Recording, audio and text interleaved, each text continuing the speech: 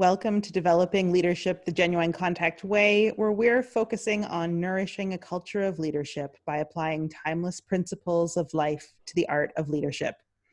In each episode, we will be exploring one key principle. We'll share our own wisdom and insights and invite you to consider your own experiences in life and business so far, and how you want to further your leadership development with this theme. Our theme this week is all about alchemy. I'm Rachel Bolton, and I'm here with Birgit Williams, and we are going to go ahead and get started in exploring this theme, which might seem a little bit interesting as we think about it within the concept of leadership and business. But alchemy, of course, is a place where magical processes can happen. So we want to start today by inviting you to think about alchemy in leadership. You can synthesize many parts, even those that appear paradoxical, into a greater whole that works and is useful.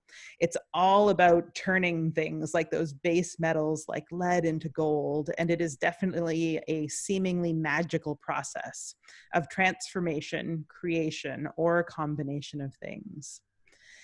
You can, through this, see possibilities and combinations that others might not be able to consider.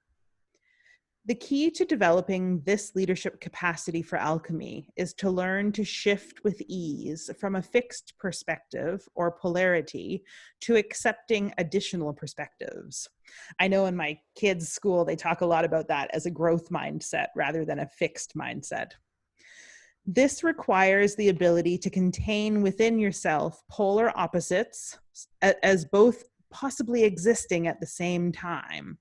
For instance, we talk a lot about working both with chaos and order simultaneously rather than sequentially.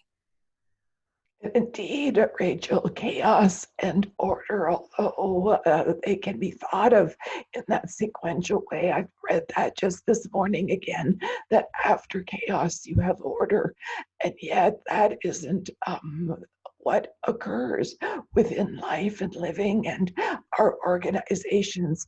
We have chaos and order simultaneously, maybe about different things. We have both simultaneously, and a leader and people in organizations who understand how to work with the alchemy of turning base metals like lead into gold can take that broader perspective of, okay, there's chaos, there's order, there's all of it. Now, how do we transform this in what might even seem magical into something that is exactly the right transformation, the right creation for the moment?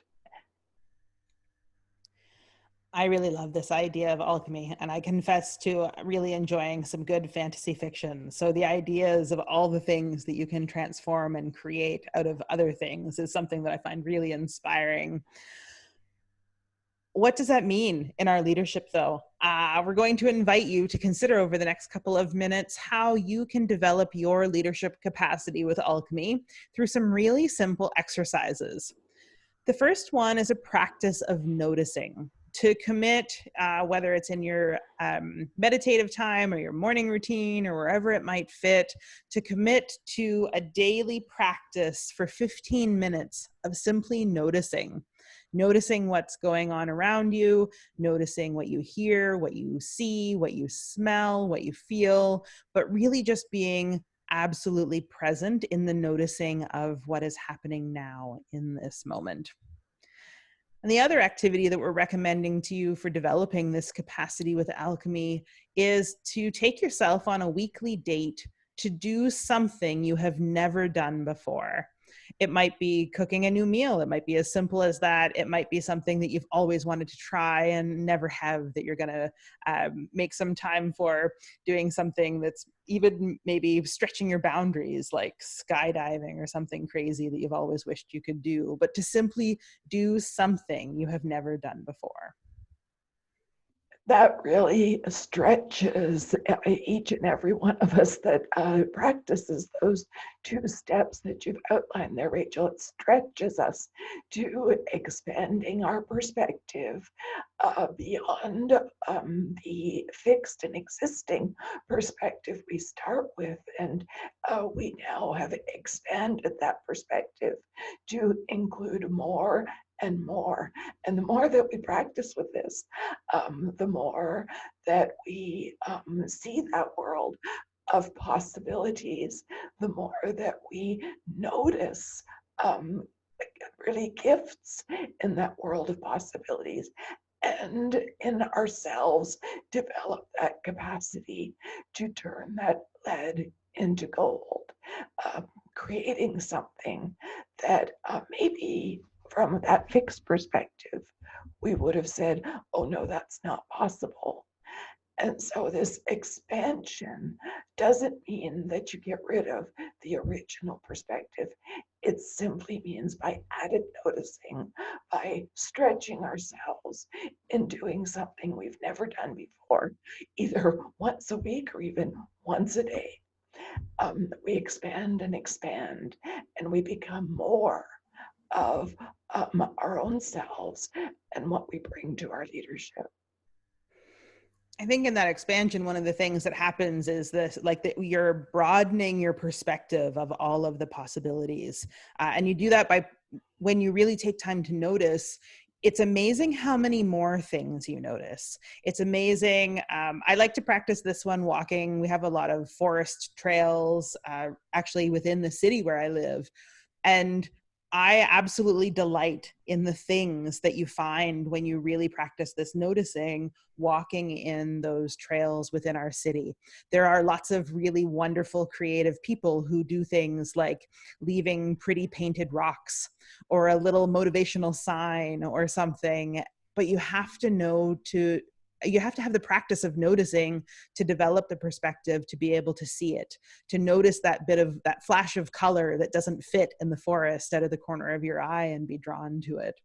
And we have found some delightful treasures in doing those kinds of walks. And that transfers directly into all the other parts of life too. When you have built that practice, you start to see things and catch those flashes of color that draw your attention in your leadership, in your organizations, and how you can discover and build up those treasures with that same kind of alchemy in your daily life.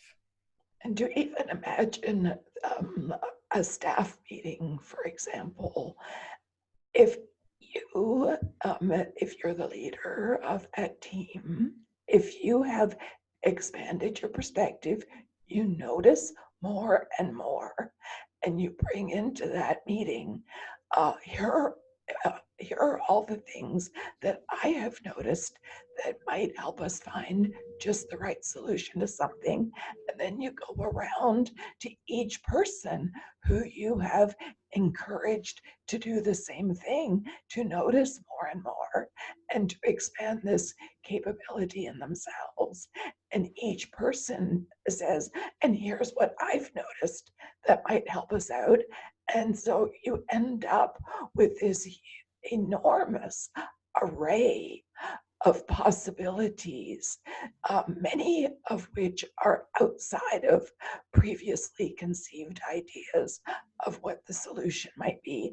And now you have something to look at that will take you, if you are careful with your noticing about all those offerings, that will take you to the most brilliant way forward. As you invite people in those noticings and in those brilliant ways forward, one of the things we want to invite you to consider is holding meetings that are sitting in a configuration of a circle, all the while training yourself to now listen from the perspective of the person in this seat in the circle is sharing one perspective of the whole. So as you're inviting, to be really listening and knowing that each of you brings a piece of that noticing and a piece of seeing and experiencing and intuiting what it is that you're discussing, so that you're really training yourself to make the whole greater than the sum of its parts, as they say. And it's important to approach all of this being prepared to be surprised. It's important to allow within oneself all possibilities showing up. And that's even being prepared to be surprised as to what you are able to start thinking about, and being prepared to be surprised with what is coming from the circle of people, and in inviting them, invite them to be prepared to be surprised also, or even be prepared to be delighted. I like that one a lot. Absolutely. And in that being prepared to be surprised, I think it's one thing to say, okay, I'm prepared to be surprised, but another to really cultivate it as its own discipline and as its own capacity. I certainly have worked with leaders in the past who have started from a perspective of, well, yes, I'm working with participative processes because I'm helping to guide people to get to the answer I want them to. And that's very different than taking it to the next step in your participation of, I'm guiding them to find the best outcome of this, even if it's not my best outcome. So this is definitely a practice that can be built up and strengthened in people. We are coming now to the end of our explorations about alchemy in leadership development. And Birgit, I just want to see if there's anything else that you are considering that you'd like to share before we sign off for today. I think of children, they have this naturally. Somewhere along the line, we lose that curiosity, that innocence, that being prepared to be delighted. Maybe we don't quite lose it. And yet we take leadership so seriously often. And isn't it a wonderful feeling when you think about leadership development, and it's, let's lighten up, be prepared to be delighted, be prepared to be surprised. Let's learn the art of taking a base metal like lead and turning it into gold.